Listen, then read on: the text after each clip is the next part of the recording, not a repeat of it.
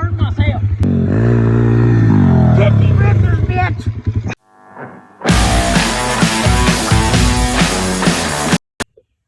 Alright, what's up guys? I was cleaning my bike the other day after a track ride, and I'm like tightening my chain and stuff, and I'm eventually going to get a new sprocket. I have a new chain. I want to get a new front sprocket, but not quite yet because back sprocket's still good. And I looked at my brake pads and I'm like, golly gee, looking pretty thin, you know.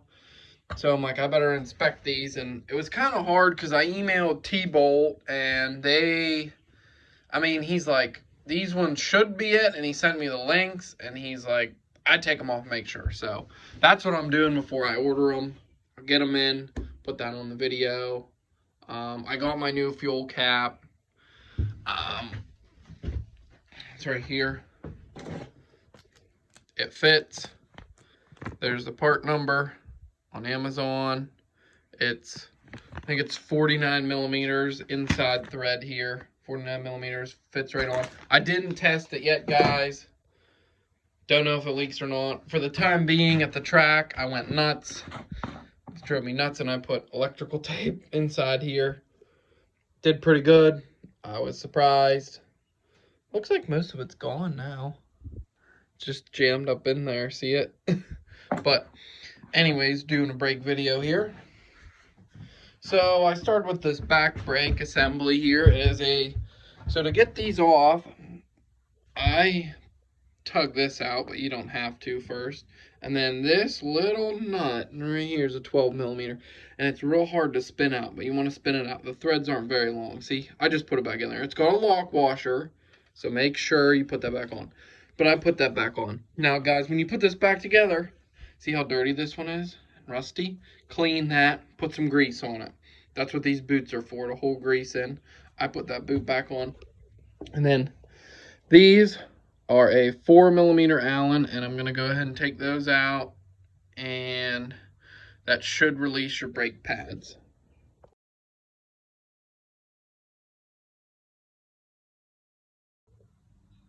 Alright, a little bit different up here.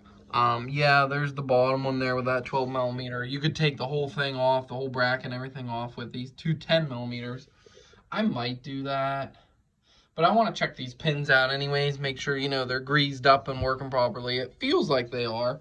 But this here, I loosened it up. It's a 12 also. We're going to go ahead and take that off and check these pins out and stuff. Alright guys, I lied. I kind of got nowhere with that. But I just took the whole bracket off, two 10 millimeters, just like in the first video when I put them on. And like, I use blue Loctite. Sorry guys, the camera won't focus. It's on there. There's quite a bit on there. And it came right off. No problem. So that's why I use blue Loctite. But these brakes, they look pretty darn good. Still, but I'll still probably get them. But it looks like the same thing to get them off. Allen's. So we're going to take them off. Make sure I got getting the right ones too, guys. But I'm going to run these a little while longer. Another thing I did, just because I have this all apart, put tape over here, so I'm not going to be like, oh, I got to move my bike. Oh, wait, dummy. There's a reason, so don't hit that, and I put one over the foot one, just kind of, save me from being stupid. So we'll see how that goes, but it's an effort. It's an attempt.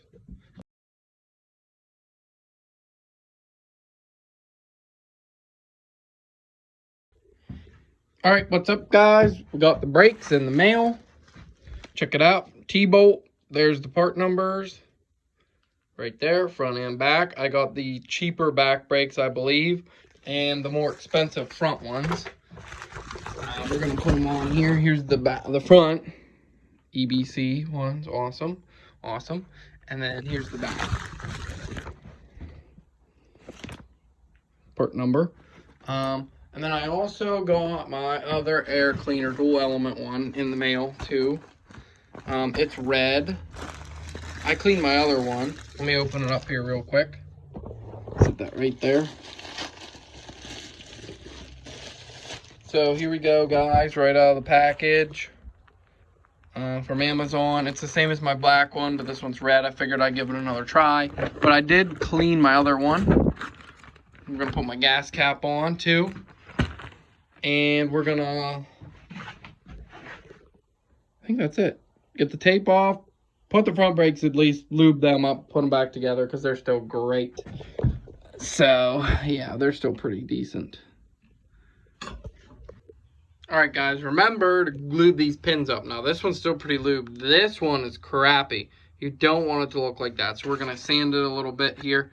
Lube it up with some, I mean, this is car brake grease, but it doesn't matter. It's the same difference. High heat grease.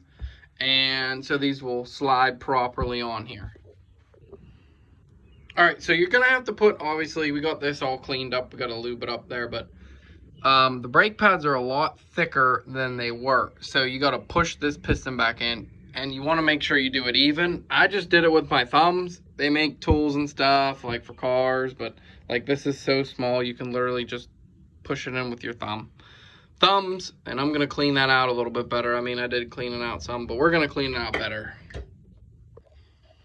All right, so we got it partially back on here. There we go. I went ahead and put brake grease in these bolts here. It is kind of hard to get them lined up first.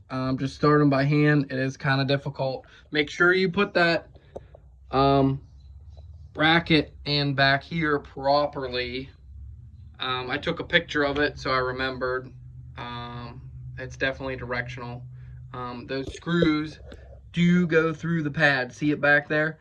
They do go through there. And I got to figure out how the heck I'm going to get this back on, but I lubed that up. And I put Loctite on this just to be safe. I'm pretty sure it's a 10, but don't quote me on that. No, it's 12, I believe. I have it in my other video earlier. But, yeah, we'll get her back on here and ready to rip. That's the brake video. But we got to put the front back together, but that's no big deal. We didn't really tear it a whole part. All right, guys, I lied. You actually got to take the wheel off. I couldn't figure it out. I couldn't get it back on. You got to take the bracket off. It goes on like this. The axle goes through it. It's got spacers. You got to take these out. I'm going to lube this all up in here too.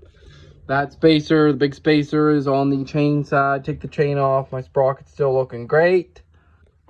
Yeah, so just bolt it on this bracket first, and then you can slip everything on there. Put it back together, torque the axle nut down, ta-da. All right, absolutely not a whole lot of fun. So you bolt the bottom stud on there, lube this up, put it through the caliper first, the bottom one, just the rubber boot, put it through the caliper first. Leave this on there. Then you want to slide them on together. The pin will slide right in there. Make sure this comes out the whole way. See that groove? Make sure it goes out the whole way. Then you put the small spacer on this side, big one on this side. Make sure you put this side in first. You can leave your chain off for the time being and just spin it back on. But you want to put your adjuster bolt in first and then put this in. So slide, get this side all together. And then finagle it over here. Make sure your caliper bracket is in through the axle and the spacer, and just tap it through, and then you can put this side together.